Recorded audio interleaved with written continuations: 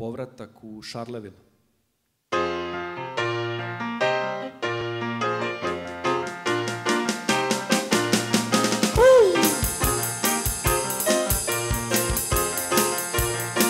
Ležim na krevetu, štipkam paunove na tapiseriji, sede na iščepanom mesecu, deformisani.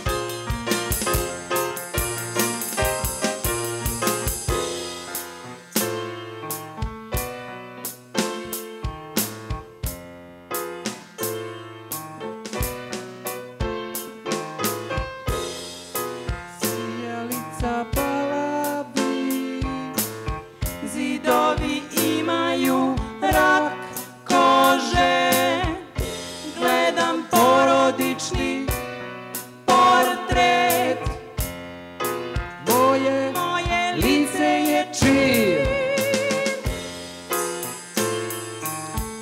Sijalica, balavi, zidovi imaju rak kože, gledam porodični portret, moje lice je čir.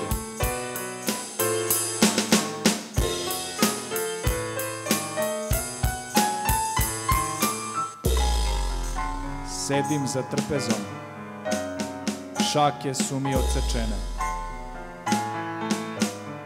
jednu stavljaju na policu kao ukras,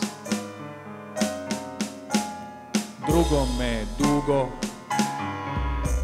zamorno tapšu po leđima.